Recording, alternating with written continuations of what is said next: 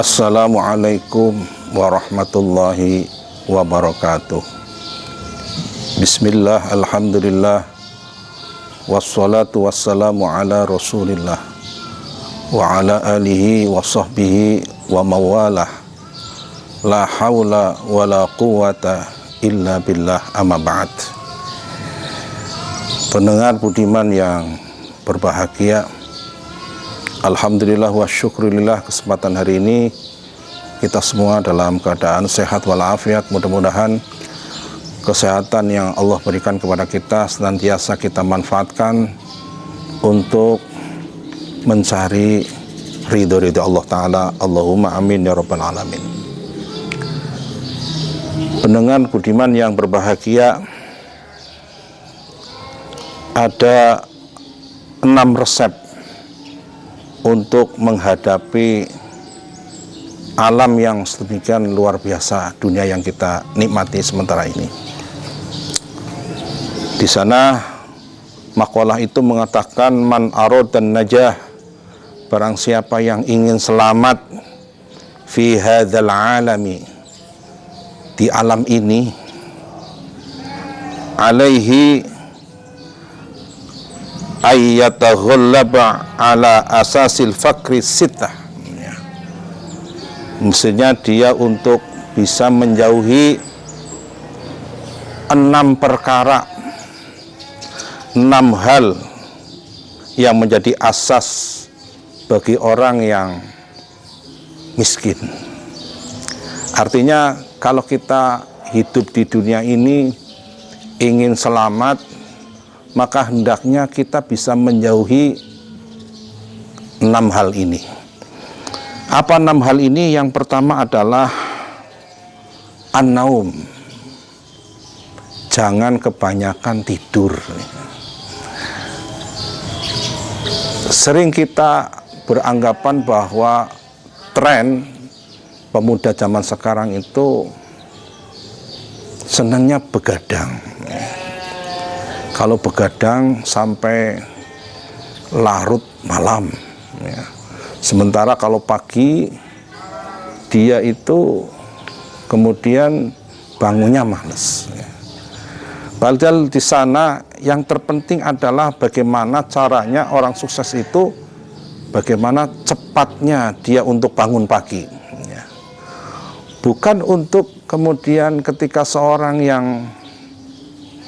di dalam kehidupannya seorang pemuda yang begadang terus-menerus, ya, yang menurut kesehatan itu juga tidak baik, ya. Tentu harus kita hindari bersama, ya. Makanya kalau tidur, ya ada aturannya begitu. Tidak boleh kita kebanyakan tidur, apalagi seorang pemuda, ya. Pemuda itu, ya, usahakan jangan kebanyakan tidur kalau dia pengen selamat hidup di alam dunia ini. Kemudian yang kedua adalah at-tarakhiyu. At-tarakhiyu itu artinya lemah, ya, kurang semangat, ya. Semangat hidup itu penting, ya.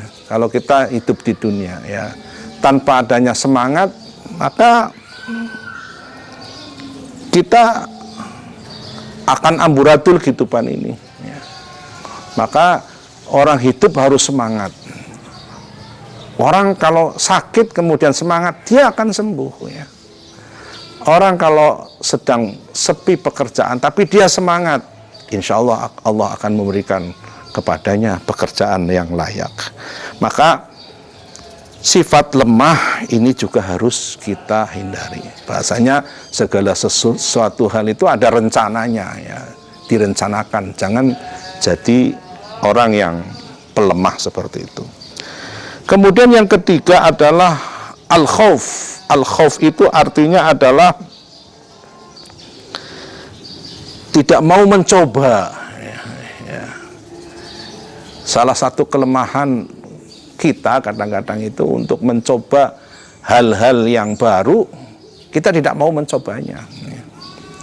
Maka trial and error ini harus kita lakukan kalau kita pengen terbebas, kita akan menang hidup di alam ini, dunia ini.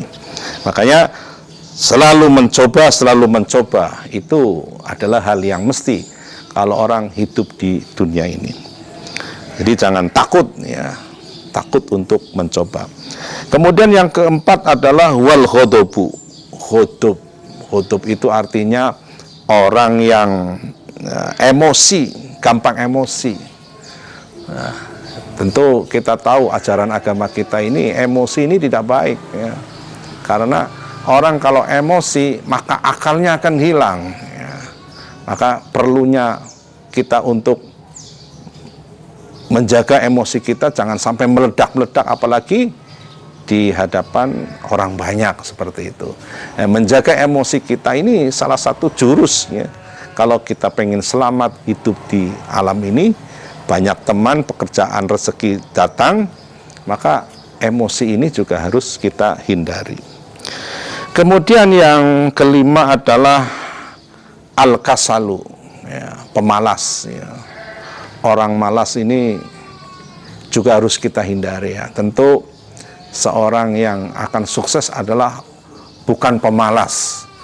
Kalau kita dikategorikan sebagai orang pemalas, maka tentu kita adalah bukan orang yang sukses, bukan orang yang selamat hidup di dunia ini.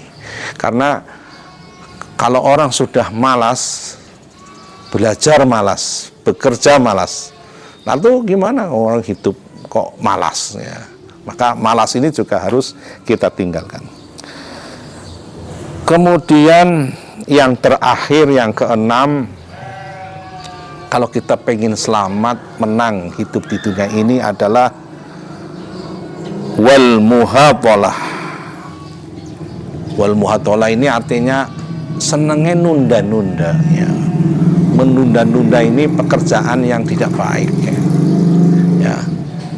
Kita bekerja, kalau kita memang mau selesaikan, nggak usah nunggu untuk besok ya. Berapa hari lagi nggak usah ya. Karena menunda-nunda apa saja kalau ditunda-tunda itu tidak baik ya. Apalagi soal ibadah ya.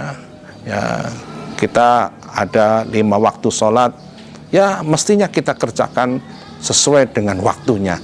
Jangan kita nunda-nunda. Bahkan di sana dikatakan bahwa seorang yang menunda-nunda terhadap ibadahnya, terutama ibadah sholat, maka ini justru rezekinya pun akan ditunda-tunda oleh Allah Subhanahu wa Ta'ala. Maka 6 hal ini marilah kita tepati, kita tinggalkan yang buruk, dan sebaliknya kita perbaiki 6 hal ini kalau kita pengen sebagai orang yang hidup di dunia ini, hidup dengan selamat sentosa ya. Kemudian berhasil sukses. Allahumma amin ya rabbal alamin. Itulah yang dapat saya sampaikan, mudah-mudahan manfaat. Wallahu minkum. Assalamualaikum warahmatullahi wabarakatuh.